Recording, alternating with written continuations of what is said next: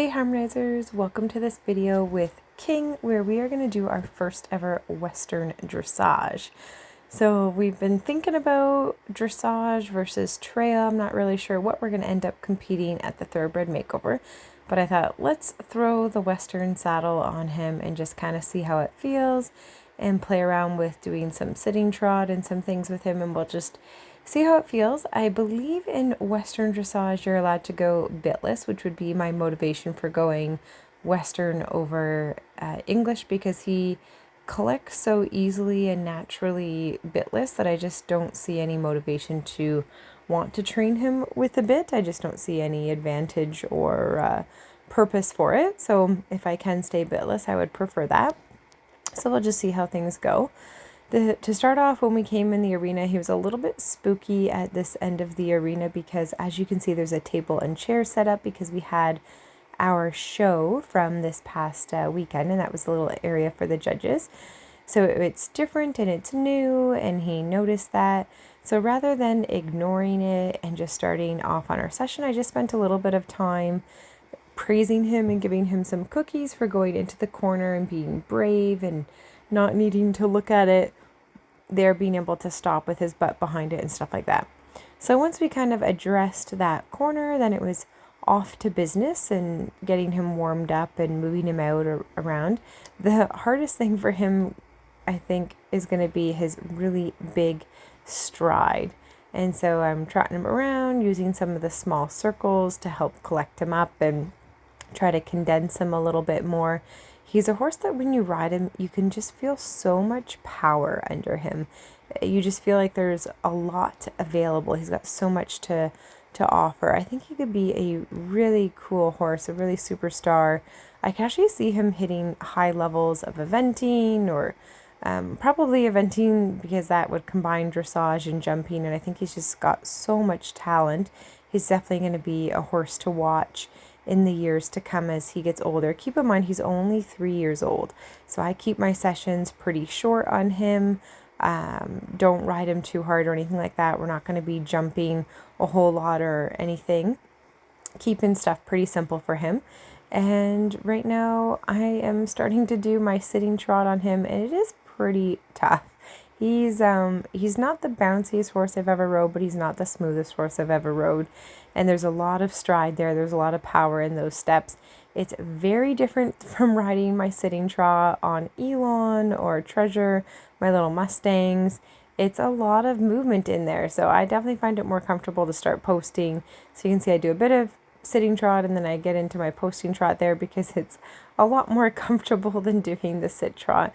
So if we are going to compete in dressage at the Thoroughbred makeover, I'm definitely going to have to work on holding that sitting trot and seeing if I can make an entire pattern riding at the sitting trot. And this was just kind of playing around. I think he was doing really, really well. I think one of my next little tests would be to actually get out a dressage test and experiment and try riding one and just see how it goes, because when I do freestyle or even when I do trail, things aren't necessarily as precise. You know, you need to get your transitions at the different markers and things like that, but there's usually a little bit of wiggle room. Whereas for dressage, I know, like, let's say you're going to do a canter 20-meter circle, that's pretty precise, and I believe I was told that a 20-meter circle should be 20 canter strides, and I'm just not that level of precise in my riding. So that would be a whole other level for me to practice thinking about my steps and my strides and how round my circles are and things like that, which are not usually things that I work on. I more think about, you know, hitting my straight lines or going into my corners, willingness over the jumps, like all sorts of things that I train for. But I don't normally think too much about those dressage type things. So it'd just be a whole other world for me to try, which could be pretty exciting. So it's a possibility. We'll see how things go, because he also seems really super awesome at the obstacles too. So I think there's just a lot of options that this guy could show, and I'm gonna try to show off those things in the freestyle as well. I'm definitely thinking that in my freestyle I should maybe show a little bit of contact with the bridle, maybe do some bridleless, maybe do some liberty. Not really sure how that's all gonna go. So here is just an example where I was trying to collect him a little bit too much and he broke down into the trot on me. So I just regrouped and picked up that canter again. His canter stride is so big. So a big challenge for us is just getting that more collected and compacted. You can see he just covers a lot of ground with his canter stride. When it comes to jumping him, he's going to just totally eat up that 12-foot stride like nothing. And I'm just working here on trying to get him to collect and slow down, which doesn't necessarily mean slow down, but I'm trying to get him to compact himself a little bit more. So we're going to work on that, and we're going to use some poles in the future to help with that as well. But you can see he carries himself so nicely, and he collects in the sense of he transfers the weight to his hind end nicely. He carries himself very naturally in that dressage frame, which is so lovely, and he just kind of picks that up on his own. I don't really have to work too hard for that at all. And like here, he's kind of tucking too much with his nose, and I'm not actually asking for that. He's just kind of resting in my hands, and if anything, I have to kind of try to pick him up and push him out of that a little bit more. I'm definitely not trying to cram him into a roll cur or anything like that. I don't like my horses to be too tucked in. One of the interesting things about King is we're going to have to take a look at his swirl patterns, and I'll have to do a different video about that and compare swirls and his swirls versus Alicia's swirls, because there's some interesting things that I'm going to show you guys in a future video that relate to how he's carrying himself in his head, and something to look for sure. Especially if you're somebody who's wanting to buy a horse and you're wanting to do dressage, something that you definitely need to know. So that will be a future video, and you guys can stay tuned for that. As we're going around working on this dressage stuff, here I am doing a little bit more of my sitting trot, thinking, oh my goodness, how am I going to ride an entire pattern with that? And then here, just starting some transitions with him a little bit. So I want to make sure that when I ask him to go, we're getting into our rhythms relatively easily. Also coming down from our transitions. So we're trying to play with some changes of speed, start to work on those walk canter transitions, and trying to tighten those up a little bit so that way they don't take, 10, 15 strides to get them. They need to be a little bit quicker. So here, for example, our canter walk transition, he gave me that little head toss because he's thinking like, hey, that was a little abrupt, up into our canter transition, getting a little bit better there from our walk to canter departure there. And then here asking him to transition down to walk and into the halt there. So that was a little bit smoother. Here asking him to do a little backup, just being a little bit bracy. So I want to make sure I continue backing up until he gets a little bit softer.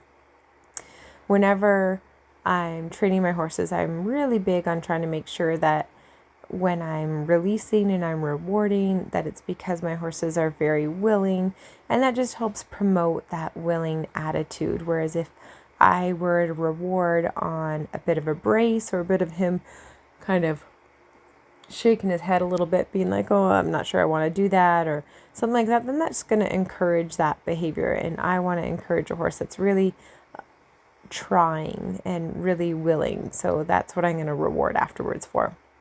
So there you can see into the transition, we ran into it a little bit, meaning we went from walk to kind of a fast trot and then into a canter.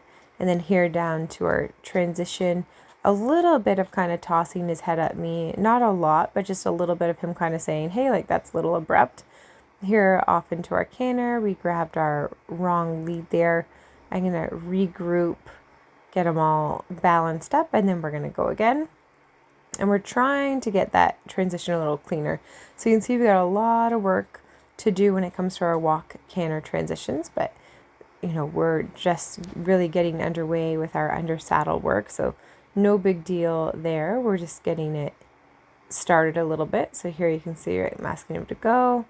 We grab the wrong, well, nearly the wrong lead for a second, but we end up on the left lead, asking him to move out.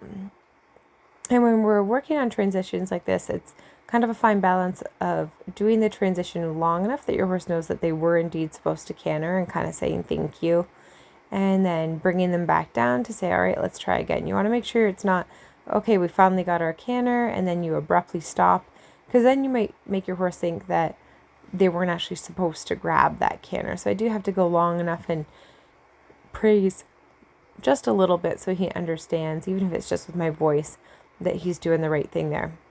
So that's a little look with the transitions and our Western dressage and what we're starting with. And you guys can let us know what you think. Should we do dressage?